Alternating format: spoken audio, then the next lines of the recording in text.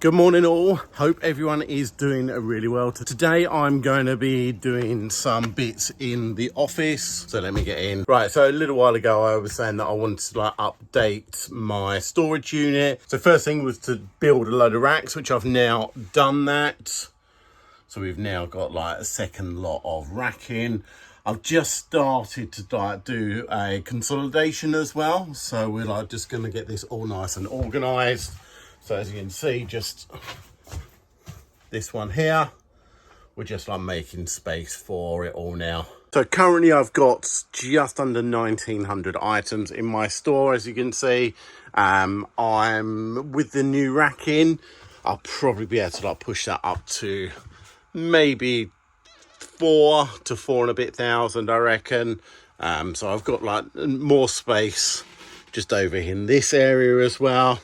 We've got a kind of rail that can potentially be moved as well. Right, we are now done. That's finished for the consolidation.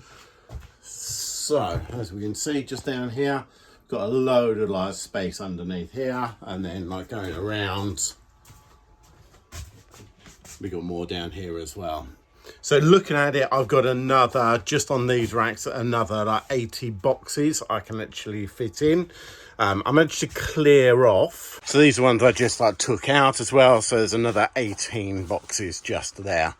So potentially, just looking at the space I've got, it might not be quite as many as I was hoping, but still, I think realistically, I should be talking around about the 3,500 mark, fairly comfortably before I'm absolutely maxed out. So I should be good for a while, as long as I keep selling through quickly enough. But I just really wanted to quickly talk about, I suppose, processes and having absolute bulletproof ways of doing things. That might be even down to the case of actually writing it down. So for me, there are some really key things. Now, I'm incredibly lucky that I've got this storage unit that I built. So you always have to just work with what you have. So if you don't have a lot of space, you need to be making sure that you are maximizing the space and finding the best way to store your items. What you don't want to do is be in a position where it becomes just a mess. A mess creates more work, because if you're trying to find sold items, then you're gonna start struggling. So having absolute bulletproof ways of storing your items.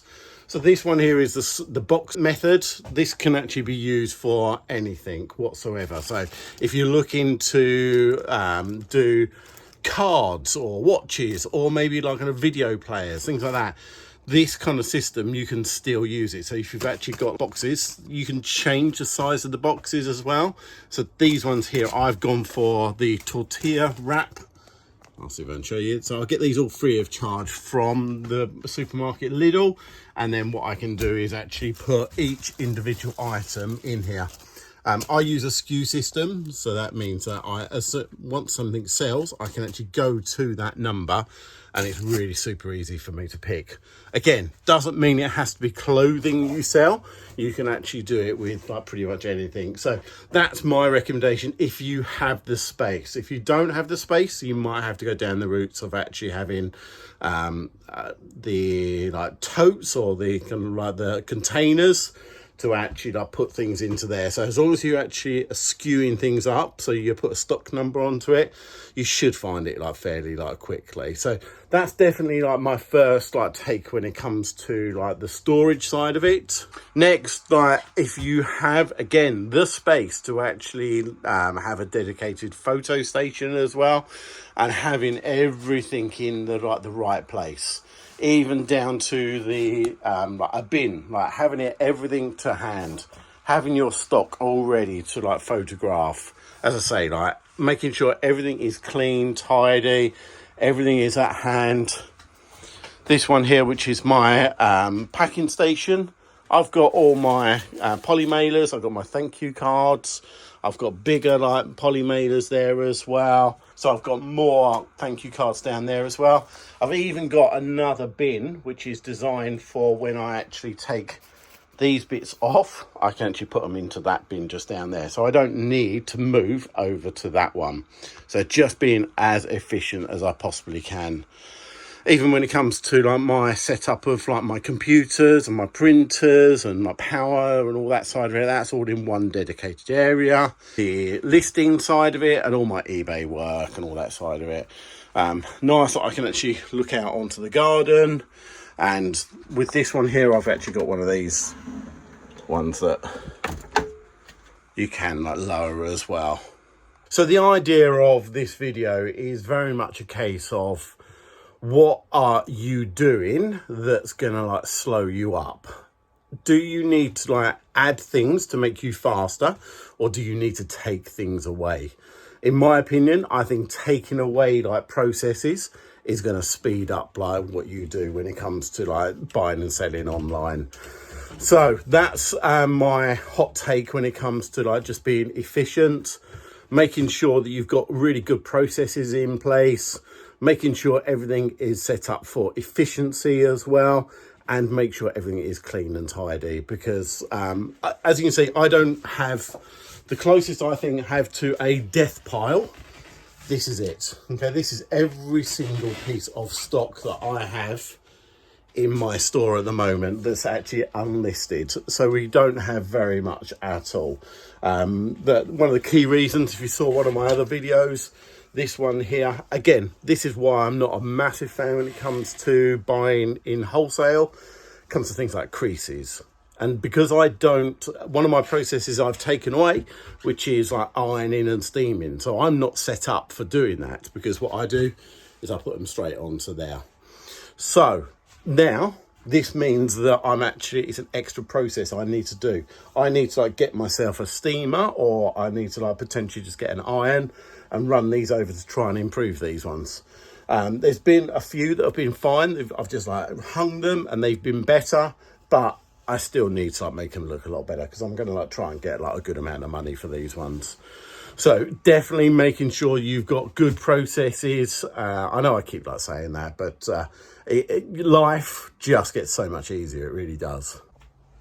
And again, I can absolutely hear you all saying, but Simon, you've got this massive space.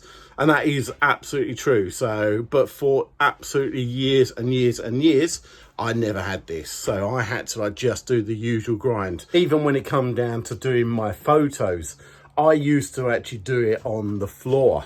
So I used to do this for absolutely years. I just used the floor so I can take pictures, do all my measurements, exactly the same as what I'm doing now. Picture, picture, picture.